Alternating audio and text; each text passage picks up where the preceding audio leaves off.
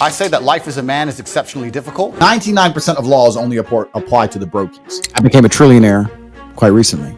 These are some of the controversial things said by, quite possibly, the most infamous man on the internet. I don't care. Andrew Tate is an American-British social media personality, businessman, and former kickboxer. Born in 1986 in Washington, D.C., and grew up in Chicago and Indiana, but moved to England with his mother and brother Tristan after his parents split. Tate started practicing boxing and other martial arts in 2005 and worked in the television advertising industry to support himself. He gained his first championship when he won the British ISKA Full Contact Cruiserweight Championship in Derby and was ranked number 1 in his division in Europe. In 2011, Tate won his first ISKA world title in a rematch against Jean-Luc Benoit via knockout. But his real big break came when he was cast to be in the 2016 installment on the British reality show Big Brother, which is a game show in which a group of contestants, referred to as house guests, live in a custom-built house, constantly under video surveillance, where they nominate each other to be evicted by public vote. The last person remaining will take home a large cash prize, while the others take home nothing. While appearing on the show, he came under scrutiny for having many homophobic and racist comments on Twitter. He was removed from the show after 6 days, with producers citing a video apparently showing him hitting a woman with a belt. Tate and the woman said that they were friends and that the actions in the video were consensual. What you guys saw in the video, it's just what we used to do. It was just pure game. He's a great guy. He would never hurt anyone. After the show, he leaned into his fitness and fighting, continuing to work in his business ventures, including his fitness company, Cobra Fitness, and his online training program, Elite Workout. I think my sister is her husband's property, yes. Now we get to the real stuff you're here for. Tate has always been active on social media, and especially Twitter. A fun one is when he said depression isn't real, and that women who are victims of sexual assault also share the blame for it. I believe that feeling depressed is real. I don't believe depression as a clinical disease is real, no. But in mid-2022, Tate seemingly came out of nowhere and was plastered onto every screen. His clips from different podcasts and interviews like InfoWars became a topic of discussion on every internet media platform. It seemed like there was no way to escape this man's slightly high-pitched voice asking you what color your Bugatti is. Well, what color's your Bugatti? Now, some of the stuff he says isn't just slightly one-sided. It is blatantly used to stir controversy. Listen to this. He has stated that women belong in the home and that they cannot drive, and that they are given to the man and belong to the man. I think my sister is her husband's property, yes. When a bride is walking down the aisle to marry the groom, the father walks next to her and gives her away. True or false? Absolutely. As well as claiming that men prefer dating 18 and 19-year-olds because they are likely to have sex with fewer men, and that women who do not stay at home are hoes. Your man's not going to feel high status and important if you've had a whole bunch of sexual partners, because you're promiscuous. He kept at it until he got banned from every social media platform he was on. But this didn't stop clips and videos and quotes of Tate. In fact, it even made them grow. On TikTok, where he saw most of his videos being popular, there's over 13 billion views on videos with his name on them. Now, we might just say he's just another right-wing guy looking for people who support his views, and is using his popularity and connections for it. But that couldn't be farther from the truth. All of this is just another marketing scheme. Everything about marketing is the art of grabbing people's attention and holding on to it for as long as you can. Now, you might hear people saying that he's just stumbled upon this niche audience, but that couldn't be farther from the truth, because this was a carefully thought out strategy worth exploring. The consumer world has grown so much that we sit there on our phones scrolling and swiping till our brains hurt. This 15-second attention span has created a massive pain for marketers everywhere and has thrown their playbooks out the window. Engagement is the name of the game. It all depends on how many people you can reach for the most amount of time. So how do you get the attention of these people who seemingly have zero attention to give? Well, Tate found a way. I've cut it down into 3 steps that, when put together, made Tate a Bugatti load of money.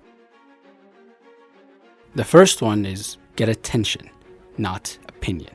Pick a side, create controversy, and watch the engagement roll in. All I am offering is the truth. Tate is by no means the first to do this. News stations, movie producers, all do this. Trump won a whole election with it. Once you pick a side, you just say things that agitate the other.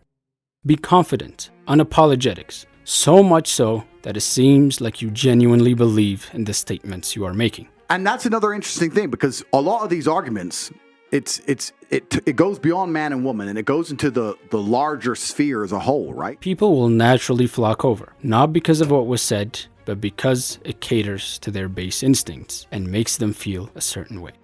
A second step is create and not consume. This equates to being more active on all social media platforms. Basically, as much as you can, as often as you can. Tate is a very avid user of social media, but unlike most people, he creates content and not just post it. Twitter, YouTube, TikTok, he is found everywhere. The more you create, the more engagement you gain. The last major step that makes him different from the others is get others to do the work for you. Unlike most social media people, Tate doesn't hold on to his material. He lets people post it wherever they want. He set up an affiliate program for his online courses and other business interests. He pays 50% affiliate commission to anyone who sells his program and churns out consistent content. He dominates the algorithm by creating controversial content that agitates people. And these affiliates take this content, cut it up, and repurpose it. That's why you keep seeing him even after he was banned from everywhere. This has gotten him over 200,000 people to sign up for these online classes. Now that number might seem very low to the billions who watch his videos, but he sells those courses for $40 to $50 a month. Now, using my genius level math, you wouldn't understand that comes up to $8 to $10 million a month. And since it's all online, he will not be paying any staff, faculty, or renting classrooms. None of that. Almost all of the money is pure profit. He has also ventured in other markets. He owns a string of casinos in Romania, which has gotten popular by giving out free coffee. Another is his webcam business, which he loves to talk about. He asked his 5 girlfriends to do webcam shows, and 2 agreed. So I flew all 5 of them in on separate flights. I sat them all down at the same table and said, listen, ladies, this is what we're going to do. And I talked about the webcam business, talked about how I've been with them all, asked them all to come to London, etc. 3 of them told me to get fucked, go back on a plane. 2 of them stayed. And the 2 who stayed worked for me for a very long time. And from there, for about the next 4 years, it built into an empire where I ended up having 75 girls, 5 locations. I was turning over $4 million a month, and it all it went crazy from there. At the peak, it made him a nice chunk of $600,000 a month. An extension of Hustlers University is something called the War Room. It's a more exclusive club of sorts, and members pay almost $5,000 to be a part of it. He also manages OnlyFans accounts, which is a surprise for such a mild-mannered person. When he got kicked off YouTube, he moved to a site called Rumble. He has about 1 million followers on it, but that doesn't make too much money. And just like any other person with an online following, he sells merch. Go to topg.com. Okay, first of all, and buy my t-shirt. Adding up all of this, his net worth is reported to be hovering around the $350 million mark in recent reports. Most of his stuff might be considered relatively harmless, but he has found himself in some hot water when it comes to the law. On April 11, 2022, a man called the US Embassy to report that his former girlfriend, an American citizen, was being held captive in the Tate brothers' home in Romania.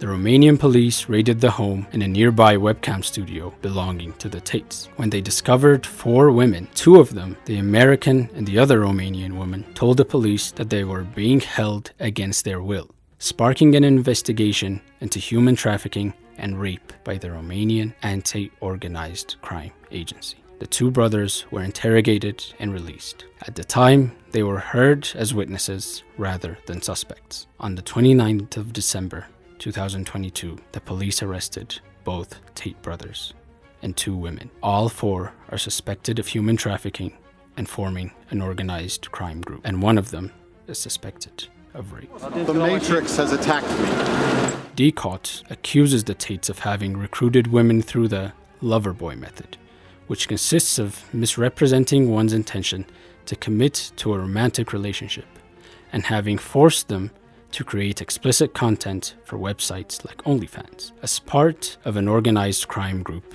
the Tates are alleged to have formed in early 2021.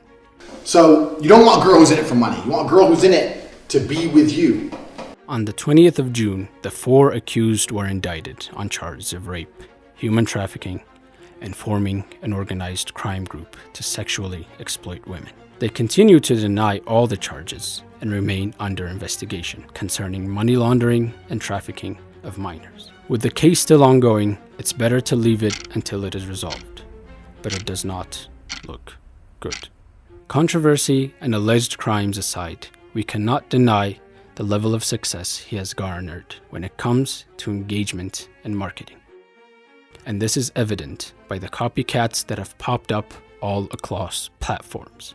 This strategy works and people are starting to use it more and more. It doesn't matter what you are selling. You don't even have to be truthful about it. Just get the clicks and the rest will follow. This has gotten me thinking just how far our society as a whole has fallen down the rabbit hole of consumerism, and that I see a video of an animal being funny and forget about it. What do you think of this type of marketing? Is it dishonest, or are you getting money no matter what kind of person? Let us know in the comments, and thank you for watching.